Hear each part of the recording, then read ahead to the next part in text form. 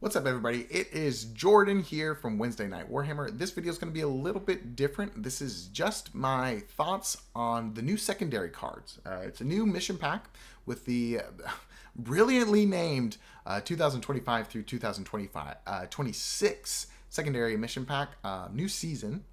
Some people have saying we should be calling it Pariah Nexus. It's pretty good. So this video is just going to be my thoughts on going through each secondary, going through the pluses and minuses on how they've changed, how they haven't changed, and there's a couple of new secondaries as well. So this is going to be a very low-key kind of video. Let me know if you like it in the comments below. But without further ado, here are our new secondaries.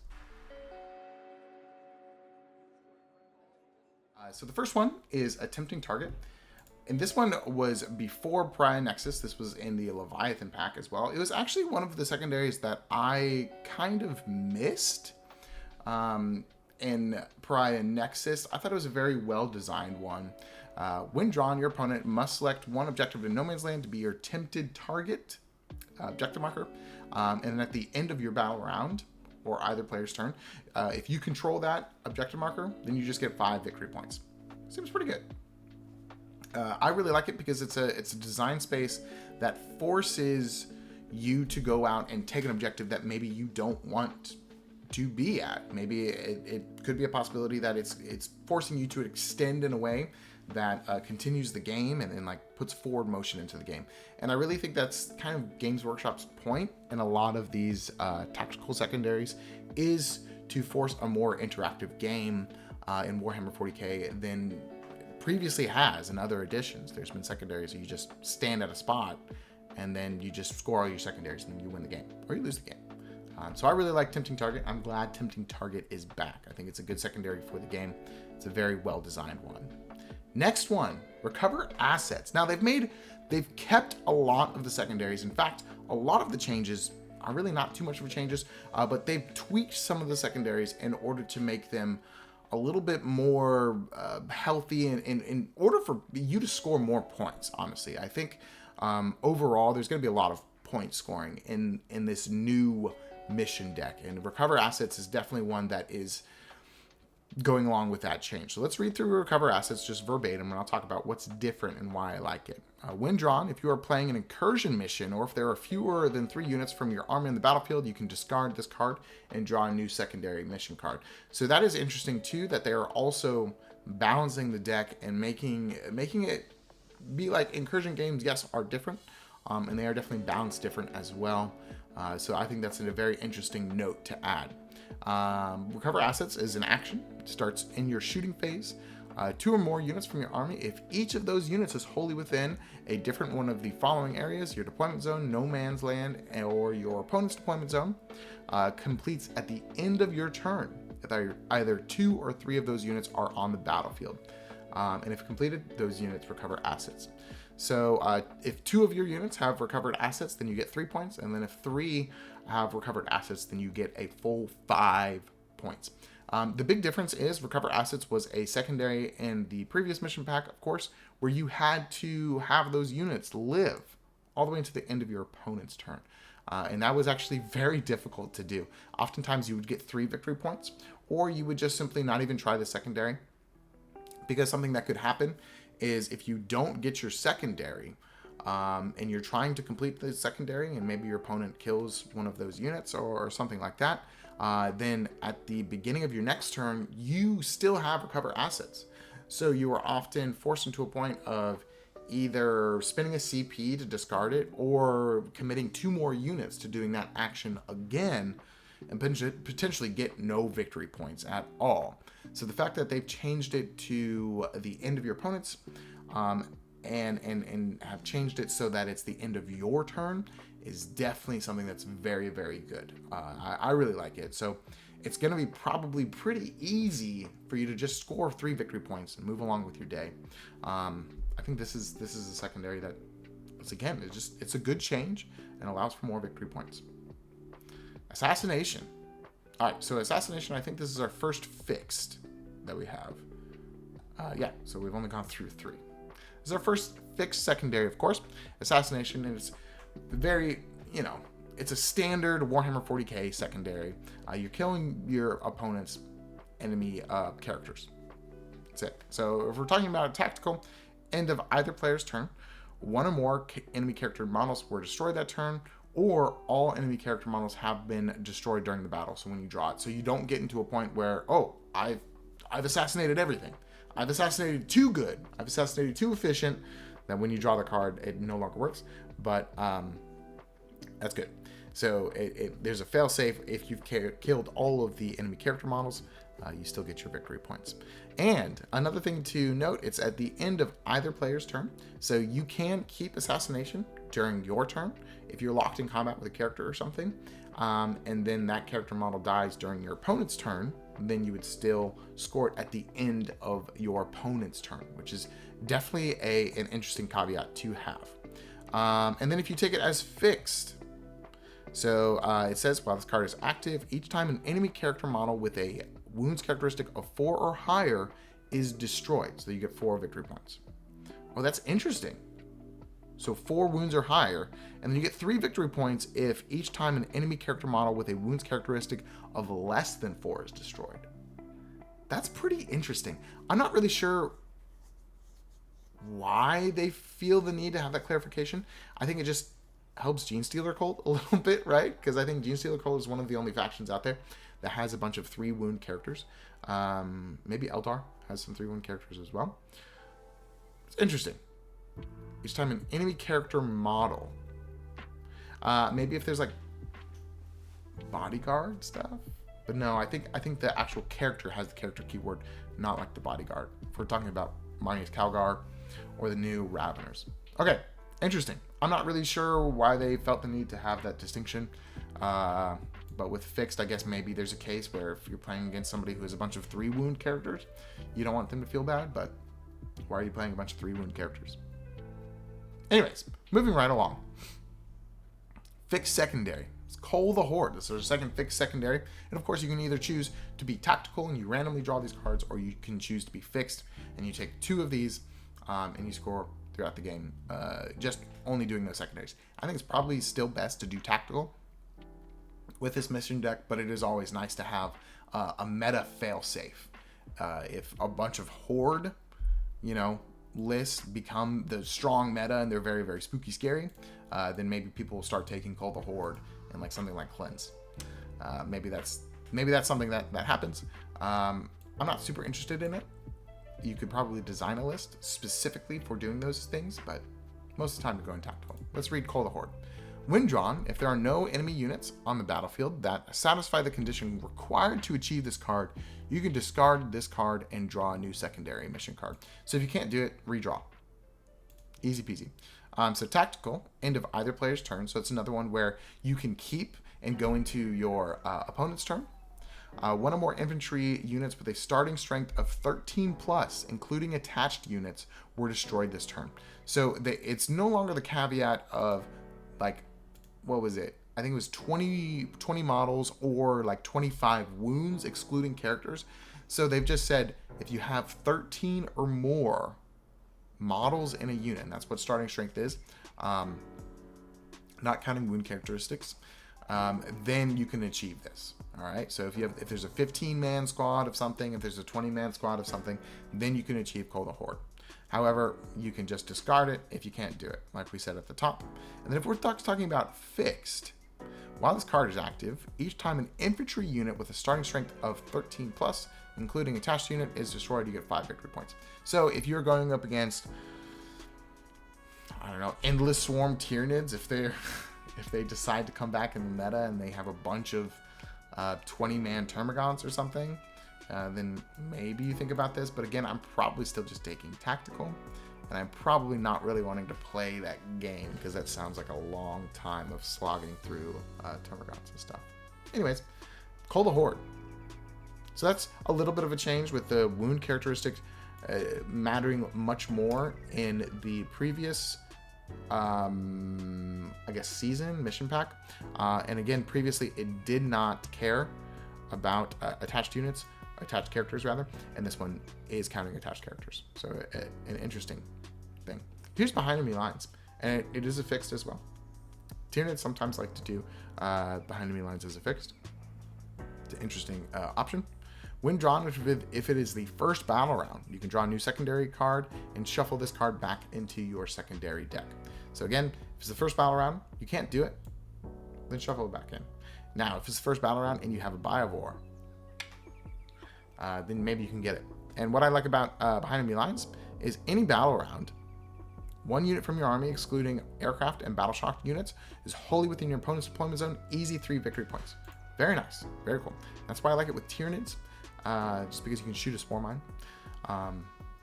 That kind of strategy, I feel like scales, it gets worse. How do I say this?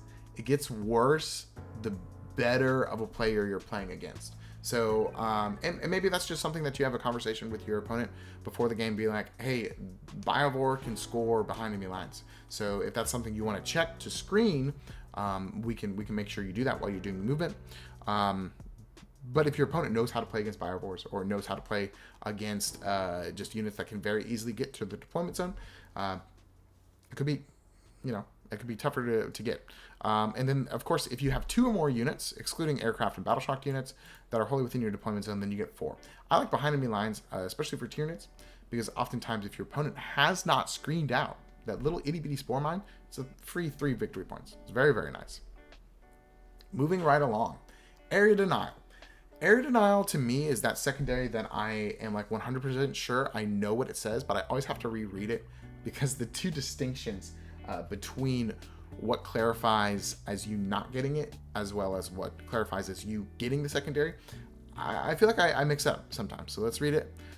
Any battle round, of course, end of your turn, 1 or more units from your army, excluding aircraft and battle shock units, so Spore Mines can score this for you, are within 3 inches of the center of the battlefield, and there are no enemy units within 3 inches of the center of the battlefield. Okay, so that's 2 victory points if you have somebody within 3 inches, and then your opponent has nothing within 3 inches of the center of the battlefield. Or 1 or more units from your army, excluding aircraft and battle shocked units, again, Spore Mines can do this one too, are within 3 inches of the center of the battlefield, and there are no enemy units within 6 inches of the center of the battlefield. Okay, cool. So you can get your mini one if your opponent is within 6, but not within 3. And you have to get the big one if you are within 3 and your opponent is outside of 6. Both of these, you have to have a unit within 3 inches of the center. And I think that's the one that I would mess up sometimes, is like I would be within 6, but I would not be within 3. So if you're within 6, but not within 3, then you don't get this at all. And you only get 2 victory points for the mini one, and you get 5 victory points for the full one. So cool. And the reason why Spore Mines can do this is because they are not aircraft, and even though they're OC0, they're not battle shocked. So that's something that if I draw Air Denial like turn 1, I will just shoot a Spore Mine in the center. So I don't really have to commit like a Gargoyle squad. I don't have to really commit like a Lictor squad. I can just put a Spore Mine in the center, and then it gives me my 5 points on Area Denial. Of course, my opponent not being within the center as well. So Area Denial, pretty much I think that's the same from Pariah Nexus. Moving on, Fixed. Another Fixed is Bring It Down. Now, Bring It Down has changed quite a bit since the last one. Pariah Nexus, it counted the number of wounds that you killed and monsters or vehicles, and I think the Fixed part of it does still do that. However, let's take a look at the tactical. So, of course, when you draw, if there are no enemy monster or vehicles units on the battlefield, you can discard this card and draw a new secondary mission card. So that's another nice, just healthy way of playing the game. If you can't do it, then you shouldn't be punished for drawing it. Good job, Games Workshop. Appreciate it. And then any battle round, tactical. End of either player's turn, 1 or more enemy monster or vehicle units were destroyed this turn. You get 4 VP. That means it's capped. 4 VP. That's it. You just score 4 victory points. You can't, if you kill like 4 knights in a row, you don't get 8 points or whatever like it was before. However, in Fixed, let's read it. While this card is active, each time an enemy monster vehicle unit is destroyed, you get 2 victory points. So every single time you kill any monster vehicle. And the total of the wounds characteristics of the models in the destroyed unit was 15 or higher at its starting strength. Then you would get another 2. So any 15 and up, you get 4 victory points. And then the last bullet point is the total of the wounds characteristics of the models in the destroyed unit was 20 or higher at its starting strength. Then you would get +2 of that. And it's the wounds characteristic of the model and the destroyed unit. So one thing to check in a very specific scenario is Zoanthropes with Neural Tyrants. It does not check the models being destroyed being monster or vehicle. It just checks that the unit itself is a monster or vehicle unit, so it has a keyword. So like the Neurotyrant has 9 wounds, and the Zoanthropes and a 6-man blob, that's going to be 18 wounds, so it's 27 wounds. So if you kill a Neurotyrant squad all the way outright, then that would be 6 points because it's 27 wounds. So if you're taking fixed. But anyways, very interesting changes to bring it down. I think it helps kind of vehicle spam lists a little bit so that when they draw bring it down, they can't just like pepper and kill 4 vehicles and then you get like 12 points scored on you. Kind of gross. Another fix, we have Cleanse here. I do like Cleanse. I think it's nice. I think it's another one of those secondaries that motivates you to be on an objective, do something, and kind of continue the forward motion of the game. So let's read it. It starts during your shooting phase, of course. Units, 1 or more units from your army within range of an objective marker that is not within your deployment zone. So 1 or more units from your army within range of an objective marker that is not within your... Okay. Completes end of your turn if the unit performing this action is still within range of the same objective marker and you control that objective marker. If completed, that objective marker is cleansed by your army. And then there's two different clarifications. So any battle round, end of your turn, 1 objective marker was cleansed by your army this turn. You get 4 victory points. Wow. So that's much better than before. I think it was either 2 or 3 points that you would get for just 1 objective marker being cleansed. And then 2 or more objective markers were cleansed by your army this turn. Then you only get 4 for fixed. So I guess it's capping at fixed. And then for tactical, you get 5. So this is actually pretty interesting for a fixed. Oh no, if you take fixed, then you have to do 2 to get any victory points at all. Okay, so never mind. It's the reverse of what I was saying. Interesting. Okay, so if you take fixed, you have to cleanse 2 objective markers at the same time. That's actually way more difficult than I thought it was, but it is way easier on the tactical side. Again, another secondary that's just going to be pretty easy to score. Yeah, I am kind of feeling like we're going to be scoring a whole lot of points in this new season. So he's just one objective marker, probably your natural expansion, and you can still probably stay pretty hidden there. It's 4 victory points. Secondary mission, Display of Might. This is a new one. I like this one. When drawn, if it is the first battle round, draw a new secondary mission card and shuffle this card back into your secondary mission deck. So good clarification. It doesn't give you an option. In the first battle round, draw another one. You can't do it turn 1. So that means you can't be punished by having a whole bunch of infiltrators or not having infiltrators and your opponent has a bunch of infiltrators. That's nice. Any battle round, end of either player's turn, there are more units from your army than from your opponent's army wholly within no man's land. Seems good. You're just actively engaging in no man's land and taking a part in the game. Seems pretty good. I like Display of Might. Again, it's one of those secondaries. I like secondaries that motivate forward progress in the game. I don't like secondaries that reward armies for just staying behind a wall and doing nothing the entire time. So I think Display of Might is also a good design. Defend Stronghold. If it is the first battle round, draw a new secondary mission card and shuffle this card back into your secondary deck. And of course, I think it's pretty much the same as last one. End of your opponent's turn or the end of the battle, whichever comes first. You control 1 or more objective markers in your deployment zone. 3 victory points. Easy peasy. Not too much to say about this. Oftentimes, it's going to be a free 3 victory points. This is one of the ones where you can be trapped in. If all of a sudden your opponent is able to get onto your objective, then you would still have it for the next turn because it scores at the end of your opponent's turn. So you lock in whether or not you're keeping that secondary at the end of your turn, and then it checks at the end of your opponent's turn. So if your opponent is able to take you off this objective, 2 things happen. 1, you don't get your 3 victory points, and the second one, you are locked into this being one of your secondaries going into your next turn. So oftentimes it's pretty easy to score, but triple check and make sure that you are for sure scoring this. Otherwise, discard it for CP because it's only 3 victory points. Yeah. Another fixed, engage on all fronts. This one has changed a little bit, but it is a Warhammer 40k standard. It's a good secondary. If one or more units from your army, excluding aircraft and battle-shocked units, are wholly within a table quarter, and those units are more than 6 inches away from the center of the battlefield, you have a presence in that table quarter. Presence. So again, Spore Mines can do this because they are not aircraft and they are not battle-shocked. They are just objective control 0. Any battle round, you have a presence in 2 table quarters. You get 1 victory point. Good job. You have a presence in 3 table quarters, you have 2 victory points, and if you have presence in 3 table quarters, you get 4. I think this was a typo. This has to be 4 table quarters.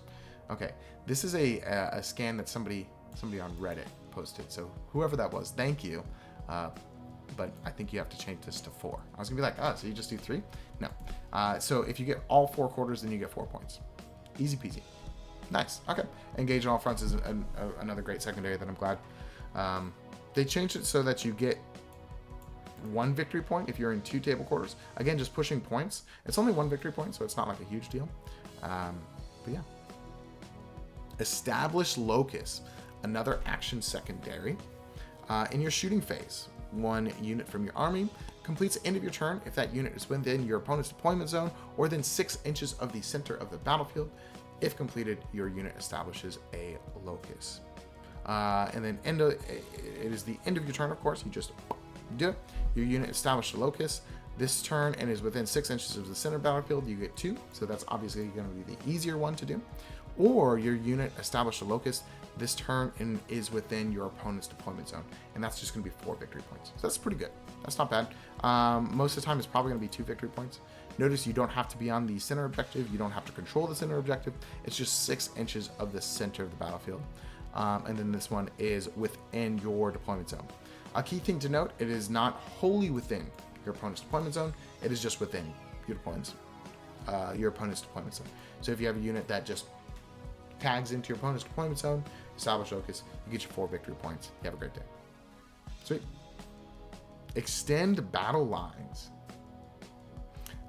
This is a pretty easy one. This is a standard one. This is almost kind of like a gimme. This is a really good one to draw like turn 1 or something. Like extend battle lines, secure no man's land. That's great. Just take objectives and get a whole bunch of points. End of your turn. You control 1 or more objective markers within your deployment zone and 1 or more objective markers within no man's land. And you get your 4 victory points. So you have to control your home, and then you control 1 or more in no man's land.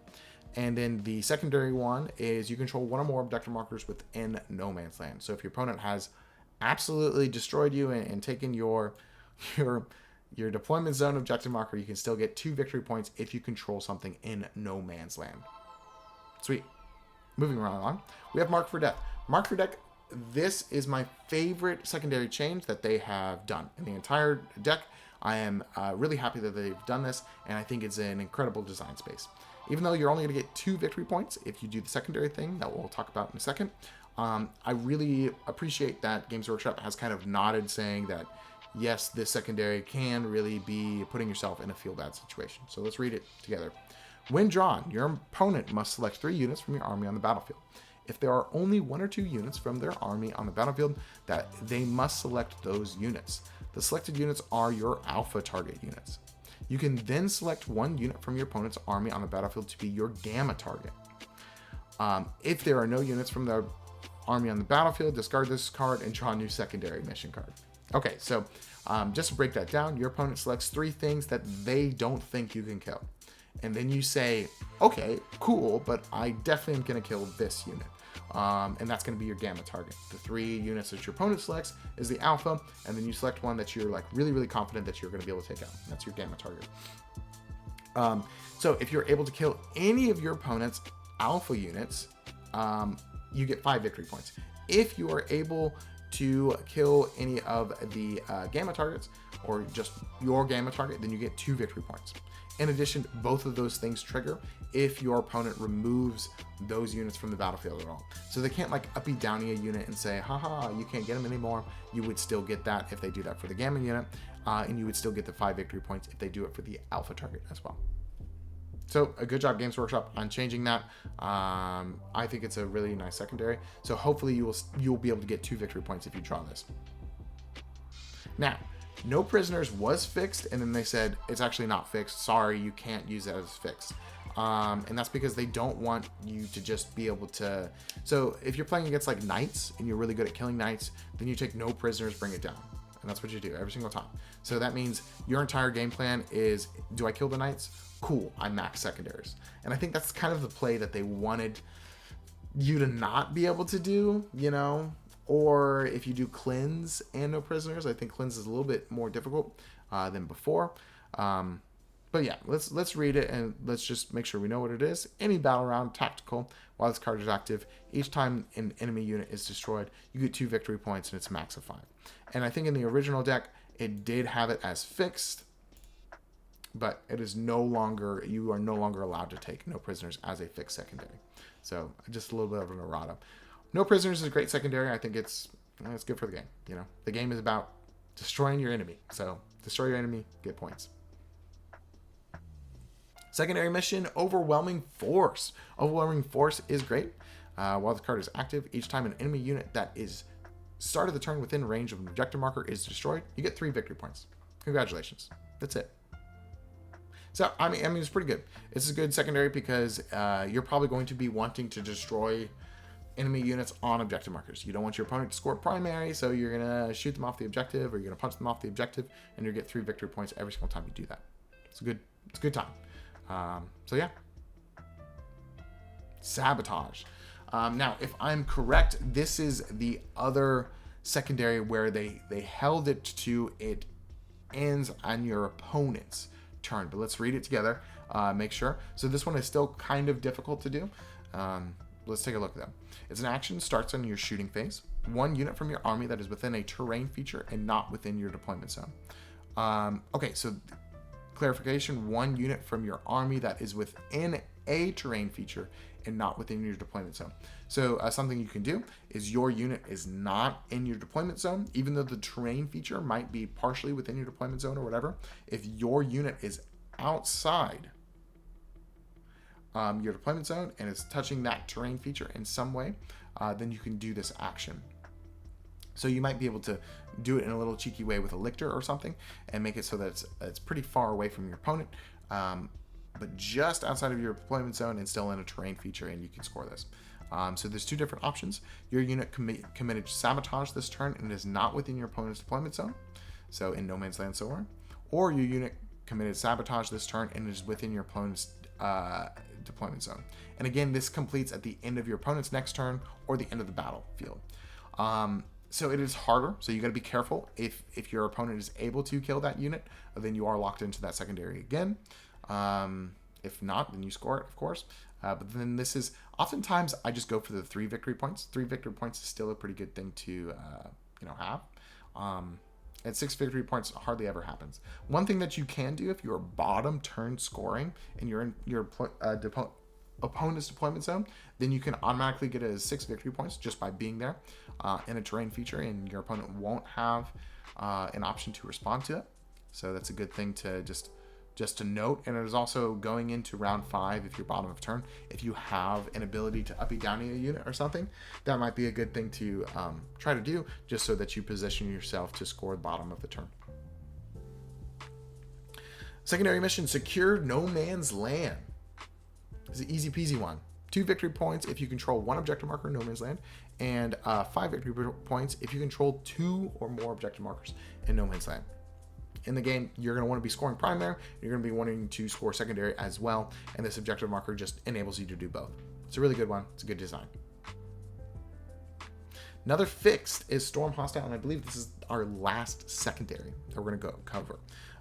Fixed is Storm Hostile, so you can take this as fixed. When drawn, if it's the first battle round, you can draw a new secondary mission card and shuffle this card back into your secondary deck. Any battle round, end of your turn, you control 1 or more objective markers that were controlled by your opponent at the start of the turn. So one thing to note before I move on too much further, you do not have to redraw it. So in Pry Nexus, I think you could hold on to it, but it wouldn't let you score it, which was very strange. And this is allowing you to redraw it or keep it if you think you can take your opponent off an expansion objective. Maybe they towed into it or something. In any battle round, I think they've included this caveat because Storm Hostile is a fixed secondary. So that's a good thing to note, that you can score at turn 1. In Pariah Nexus, you were not able to score at turn 1. Second battle round onwards, when end of your turn, your opponent did not control any objective markers at the start of your turn, and you control one or more objective markers that you did not control at the start of the turn. Okay, cool. So your opponent doesn't have any objective markers at all, and you tow into one objective marker that you didn't control, and you get your 4 victory points either way. Interesting. Yeah. So let me know what you think about this video. It's kind of interesting. It's kind of different from what I normally do. It's just me rambling a whole lot, going through my thoughts about these. I'm excited for the new deck. I think the new secondaries are actually really, really nice. I think they kind of favor the players a little bit more. I think they just enable more scoring as opposed to a whole bunch of hoops that you have to jump through. So let me know what you think in the comments below. If you like this kind of content, which is just straight my opinion, just talking to you about it. And like, comment, subscribe. I'll see you soon. Bye, everybody. All right, everybody, that is it for today's video. Let me know if you liked it. Let me know if you like this different kind of format. Comment, like, subscribe, do all those things, and please have an incredible day. I'll see you Wednesday. Bye.